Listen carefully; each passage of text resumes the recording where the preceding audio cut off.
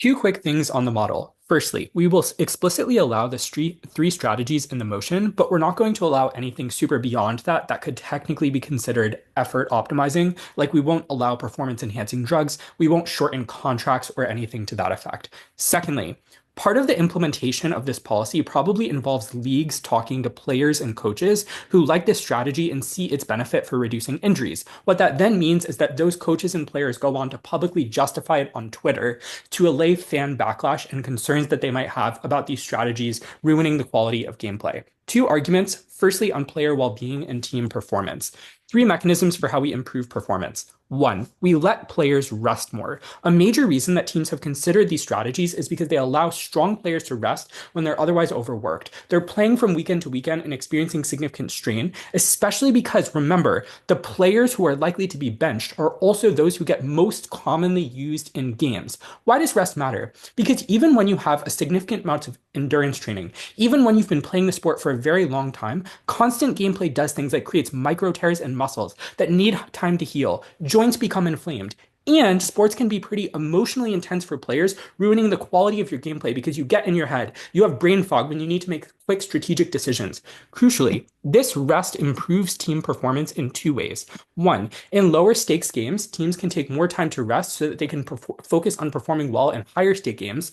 But secondly, in extreme cases, we avoid injuries like broken bones, which incidentally are extremely debilitating for team success, especially because the way that many sports operate is that specific players either carry certain teams or specialize in strategically important decisions like the quarterback in American football or the point guard in basketball. Those players also are those most likely to need additional rest. Ott might say players can just train less between games. One, this is additive. On our side of the house, teams and coaches can have a conversation where these effort optimization strategies are part of a broader set of options that you have. At that point, if you do not need to, if you could train less and that would allay the issue, you probably still do that on our side of the house, especially if you think fans would be angry about these strategies. These strategies are most likely to be used as a last resort when you desperately need to take additional rest. But secondly, in many cases, coaches put undue pressure on teams to overtrain. Many coaches are older and were exposed to the work mentality that resting makes you weak and that to be the best, you need to train more than others. What's the difference on our side of the house? Giving teams this option creates powerful discourse within American professional sports about the importance of breaks. Leagues justify it, as I point out in the model. And on top of that, maybe Op is right and some coaches get angry and leave, but that's good because now there's a selection effect for coaches who realize the importance of training smarter rather than harder. And on top of that, Op might counterprop policies which require more rest. But the issue is that it's difficult to monitor whether or not coaches are sufficiently letting players rest, and players are scared to report these things to leagues for the reason that they still need to establish strong relationships with their coaches. So our policy is a better way to encourage rest, even if Op has other policies to do that. Mechanism two, we improve the quality of coaching independent of rest periods. Here's the key point. There will be some coaches, especially in the short term, who may be strict anyway. The comparative in the round then becomes, are you overworking while working out and training with your teammates privately, i.e. in place of strategically forfeiting a match, maybe the coach just makes you go to the gym anyway, or are you overworking on the court? We say it's better to overwork privately because in private settings, teammates are more sympathetic to you needing to step out when you notice sharp pain. In games, there's public pressure not to give up. There's emotional pressure from your coach and your teammates because there are higher stakes in these games to a more significant extent, at which point it's harder for you to speak up about something being wrong. Mechanism three is just that this is better for team dynamics. Why? Because taking games less seriously doesn't mean that you just sit on your ass and twiddle your thumbs. You can do things like try for higher variance strategies like three-pointers in basketball without worrying too much about ultimately winning the game or ultimately coming out on top. And on top of that, this is also a powerful bonding experience among teammates who otherwise might have tense relationships with one another. You laugh about the fact that you're throwing in that particular game to offset competitive pressure that you might feel later in the season where you do need to take things very seriously, which also means that you can work together more effectively later down the line. And no, you won't become complacent. You're still doing the sport for competitive reasons.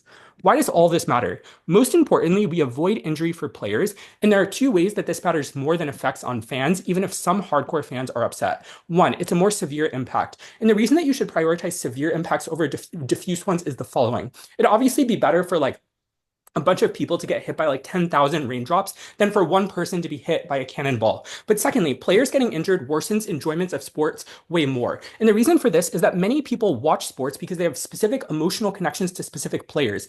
So what this means is that when a specific player, especially a strong player, gets injured, that has a very, very negative effect on your long-term enjoyment of the sport versus controversy around these specific policies fade and are less tied to the reasons that fans watch these sports in the first place. And on top of that, I pointed out why these aren't used as commonly as alt might characterize. But secondly, if you care about fans, teams performing better, particularly in higher stakes games, is the biggest thing that will boost their enjoyment. Because remember, as I pointed out, this is likely to be used strategically by players and coaches. More people watch higher stakes games, and now they enjoy those games much more because players are playing in more energetic and less fatigued ways. Games are closer, overtime kicks in, and suspense is higher. Second argument briefly on why this is good for fans themselves. I have two observations. One, leagues may know that some fans may be upset, and so do sports media journalists. That's exactly why these policies get spun as interesting new strategic decisions in games. And this is particularly true for hardcore fans. They've been watching a pretty rote and static version of the game. So in fact, the hardcore fans that Op talks about are likely to see this as a new strategic part of the game. It feels new and interesting. They want a break from the sport that they have watched for 20, 30 years at a time. And just defensively, our model also heavily mitigates this concern about fans being extremely upset. And on top of that, since these individual fans also probably have parasocial relationships with these players, when these players support after effort optimization strategies and explain how it, for example, helped them avoid injury, fans will then find ways to post-rationalize it and self-justify it so they won't be mad too long. But secondly, we're just going to take a hard stance. Even if fans get mad, it isn't clear that this is a harm or meets the threshold of not watching the sport or no longer buying tickets. Many fans actually enjoy being mad and yelling at the bar with their friends. It's fun, it's cathartic, and in fact, getting angry about the sport also represents an intense investment in it, which is a good reason why they won't buy fewer tickets or leave the sport. It's just something that they yell about and enjoy talking about with their friends.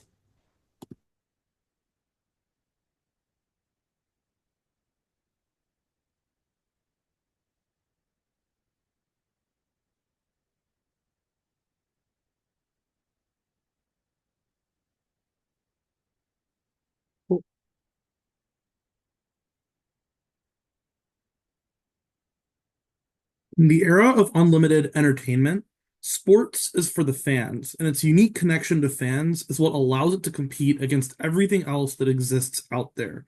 This ruins the quality of the sport that fans enjoy, and I think that government's characterization of how they interact with this change is laughable. I want to first interact with the framing at the top level in Matt's speech, where he says that leagues and players will justify this on Twitter and fans will fall in line. First of all, this is contingent on the fact that all players and all stakeholders within the league feel the same way. The way that this is applied is one that players with a lot of power on teams, superstars, are going to justify it. But all the role players who then have to bear the brunt of the actual time that they spend on the court are the ones who hate it. Where other people who view this as a travesty of the game they love also hate it. This becomes a massive firefight and leads these leagues into spirals of controversy. I want to explain then in two arguments why this is devastating for sports. First, on fans, second, on competitive integrity. Fans want games where players are playing these games and they can watch and enjoy. For a lot of fans and for a lot of cities and communities, sports teams bring a ton of meaning to people who otherwise may have a lot of things going on in life. For many people, it's a critical form of escape that allows them to access something beyond the mundane and everyday. This cheapens that experience because when someone watches a game or goes to a game for a few hours, they suspend the belief in all of the other problems that they have in their life and they're able to enjoy the sport for what it is.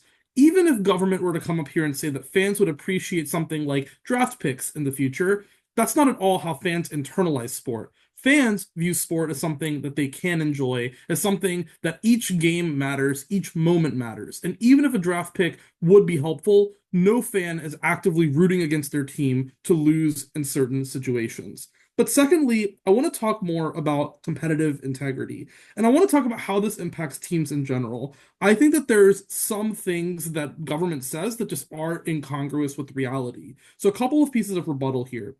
The first thing that we hear from government is that people and athletes will laugh about throwing. They'll view this as a funny thing that happens. But I think this horribly mischaracterizes the athletes that we're actually talking about. These are people who have grown up in environments that are extremely competitive, that nothing except the like true respect for the game and growth of the game has mattered to them. So I think that there's a much higher burden that has to be applied to the arguments that they give about things like rest. So yes, maybe LeBron or Kawhi or the other 40-year-old people who have half a knee left are going to enjoy their rest. But the other 200 people in the NBA who then bear the brunt of that playing time aren't going to enjoy this because they realize that it's not something that is accessible to them. And I want to be clear. They may get up here and tell you, oh, well, the team would just forfeit in that case. But the problem is that teams have incentives to make sure that they don't do that. That is, that they have seats that they continue to sell, that they have TV rights that are tied to these games actually being played. And when games get blacked out or get canceled, they lose that revenue.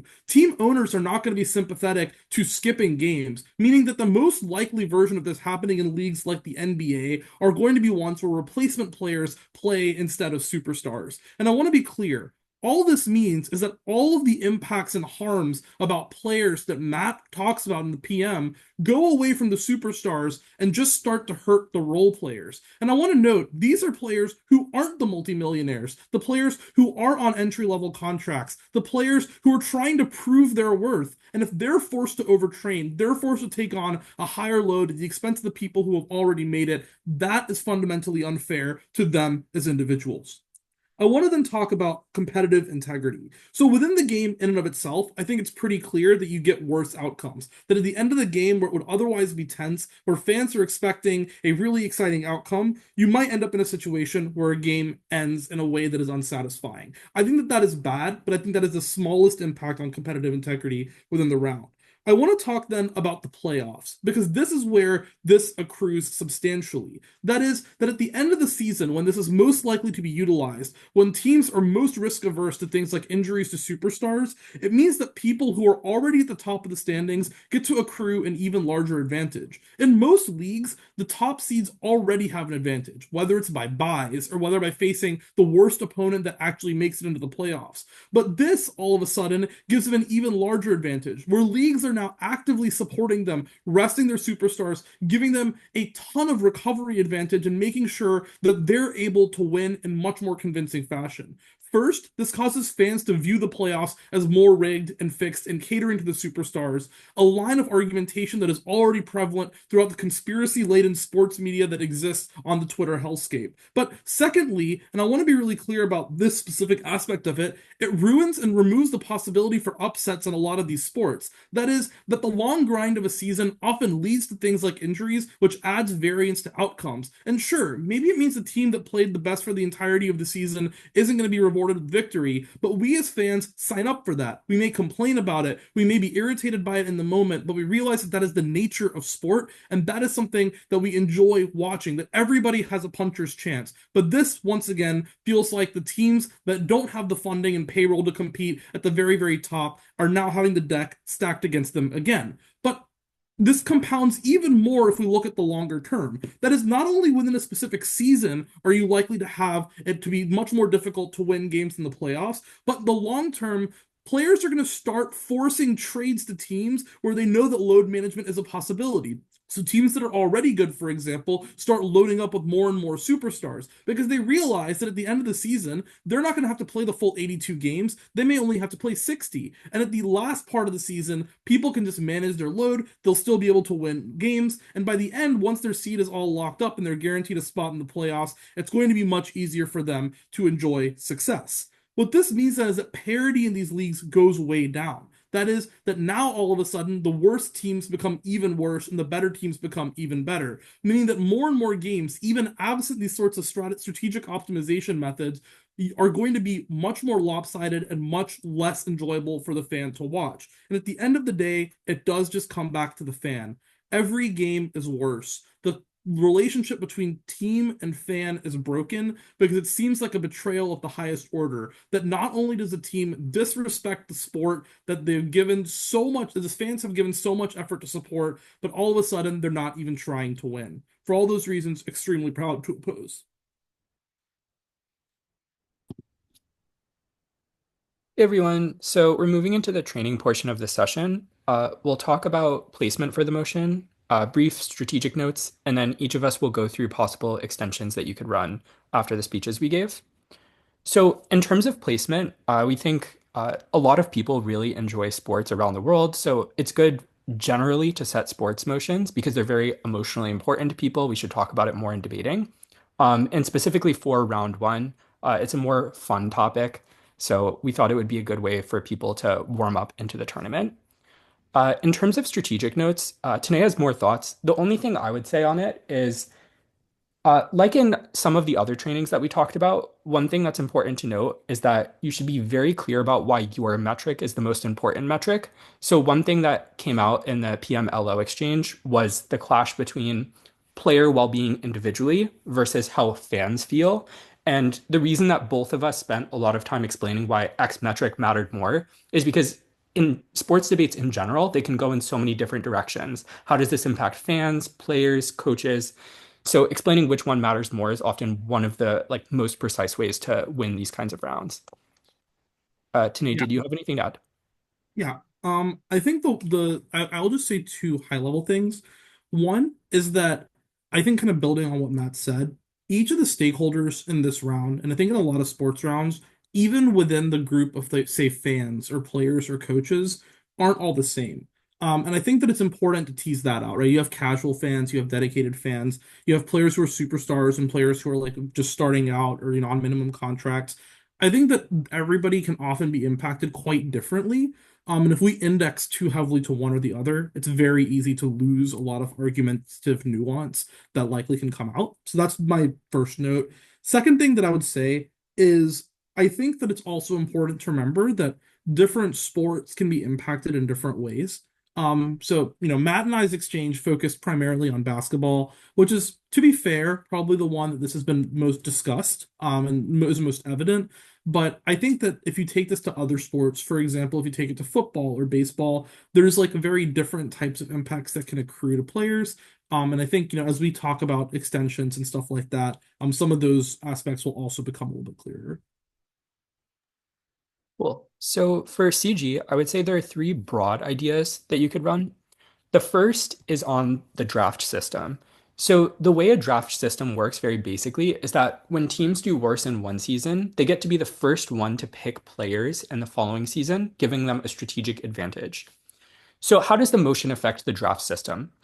Leagues know that after effort optimization strategies can be used strategically to get higher draft picks. You throw toward the end of the season, that means that you will get more favorable placement for who you get to pick. That obviously leads to a race to the bottom where all teams try to do this. In the NBA, for instance, this is called tanking, which is an example of throwing. And that's why the NBA did things like implement lottery-based systems to avoid this very thing from happening. What Gov can say is, yes, we move toward lottery-based systems or other systems besides the draft pick systems that currently exist, and this is just good. It reduces inefficient management of teams and moral hazard of constantly making favorable draft picks, and it also ensures that teams have sufficient time to develop before top teams, for example, then are forced to pick worse players in the following season. You can also impact this toward fans. It's arbitrary which team you follow. All fans should have more of a shot of watching their hometown teams that they have emotional connections with do well and win. A second possible extension idea, which is a bit related on the impact level, is that this is good for smaller teams. One thing you can point out is that in the status quo, even though leagues have policies which strongly discourage things like load management or strategic forfeits, there are some ways that especially wealthier teams or teams with better reputations can get around this. They can withstand the fine, or in some cases, it can be hard to determine whether or not throwing has happened. Maybe a player just had an off day. The difference is that small teams are less able to do this. They can't pay the fine to the same extent. Maybe like they're less well connected in the league, and therefore they're less likely to receive good faith if the league is evaluating whether throwing has happened. So when you allow these effort optimization strategies more generally, that democratizes access for small teams. That's good. It's good for fans of smaller teams who want underdogs to win because they feel more excited about the sport when they otherwise feel demoralized, seeing these stronger teams constantly have asymmetric advantages. Being able to game the system like this adds to that demoralization. It's exciting to watch underdog teams do better at the margin, at least. Um, Thirdly, you could probably run vertical material about how effort optimization strategies improve performance. Um, One angle that you can look at it through, I mainly talked about how coaches overwork teams, but another thing is that there are a lot of league-wide policies that overwork teams that effort optimization strategies help to prevent. Like, for example, back-to-back games in the NBA, which means that effort optimization strategies are a really useful way to avoid stress imposed by league policies versus just coaches overworking players or players just like being exposed to like random risk of injury. Another thing you can say is that as Gov probably frames, these strategies are most commonly used by very talented players who you want to put on the bench to ensure that they do even better in the playoffs. But remember, that also means that, for example, C tier players on these same teams now have relatively more of an ability to shine when they take on relatively more of a strategic role while those top players are on the bench. That's good. It gives them the ability to get more favorable contracts for the following season, leads to more rising stars when they otherwise wouldn't be able to prove themselves to the same extent, or would just be overlooked. Finally, under this, there's probably more to talk about on reporting of injury. So, right now, one incidental effect of, for example, fines for load management is that teams may be preemptively scared to report that a player has been injured or is at risk of being further injured in the future. So they keep it from the leagues. Whereas when you allow effort optimization strategies, it makes teams and coaches less fearful of reporting this information to leagues, meaning that those injuries are better treated when they wouldn't be otherwise. So those are my takes on CG. Tanae, do you want to talk about CO? Yeah. I think the first thing for CO is, in the speech that I gave, I do a little bit of framing on fans, but I think there's a lot of vertical material on how fans interact with sports. And I think that there's a material that kind of shows how different types of fans interact with sports in slightly different ways. The description that I give is kind of higher level, but I think that in a round where closing wants to talk about the characterization of fans, there's a lot of work that can be done there. I think that starts at the local level. So it's, just local casual fans who watch versus fans who are super dedicated, how they're impacted differently, but also how this interacts with like the NBA or NFL's broader fan expansion movements. Like right now, both leagues are currently in efforts to expand to other markets, right? The NFL goes and plays games in England or Brazil or in Mexico. And part of the thing that has helped sports succeed in those countries is how much it means to people, how much respect people have for the game, etc. And these kinds of strategies very much gamify it in a way that seems super American, westernized, and out of touch with the way that sports are treated in these cultures. So I think that there's a very interesting extension on the back half about how this really hurts the ability of the league to market itself in a way that is actually familiar and good for these fans to actually engage. On the league in and of itself, I think that there's a lot of material to extend on in terms of team chemistry, and power dynamics and how these policies get made.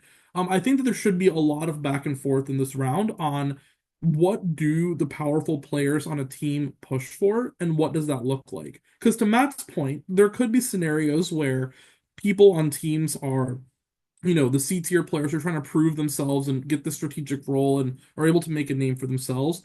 But there's also times where maybe they're also dealing with an injury, right? But when you're forced to like have a game anyway because the owner wants to sell out the stadium, they're not going to take the side of the C tier player versus the superstar, and all of a sudden they may be increasing injury risk for a lot of the players at the end of the bench. So I think there's a really good clash that can happen there and a lot of like scenario analysis in terms of when this is likely to be implemented and when those harms accrue to individual people. I think that there's also good characterization in each of these leagues that generally speaking, the sports leagues we're talking about have very, very strong players unions, but those unions are also controlled by superstars, right? So like those are the people making the policy, probably negotiating with the league. And I think characterizing how those decisions are likely made can be really, really important. I think finally, and I alluded to this a little bit earlier, I think that there's also opportunity to talk about how owners see this versus coaches versus players. There's obviously more of a financial incentive for the owners, whereas for players, there's definitely like a safety incentive that they want to protect as well as a performance incentive, and coaches kind of get caught in the middle. And I think that you can kind of note that like the role of the coach ends up becoming one that is much more strained. That they have to like manage this now like very active incentive between these two forces on specific teams. I think that that can mean that coaches are making decisions that are either not in the best interest of players, in which case players will want to leave, or they're going against, what the owners would like, which means that coaching contracts might be shorter, or coaches might be more likely to be fired quickly if they're not seen as doing what the owner wants. I think that there's also an important thing here that ties into the draft stuff that Matt talks about, right? Because owners, unlike fans, are much more medium termist, right? In terms of they realize that in the next 2 years they can get draft capital. They're okay with losing a little bit now, whereas fans are much less likely to tolerate that. And if coaches get pushed into that sphere, I think that there's a lot of vertical work on the quick descriptions that I give of like how fans are short termist, about how owners specifically are pushing coaches to be less in line with what fans want, and that causes fans to leave team fan bases, go to other forms of entertainment, and causes leagues to end up then losing a lot of their core demographic that they want to cater to. So I think there's a lot of different stakeholder characterization, a lot of different even on-court, in-team dynamics that change, and then within franchises how decisions get made. I think all of those are opportunities for closing to take the debate in kind of whatever direction they'd want. Cool. Thanks, everyone.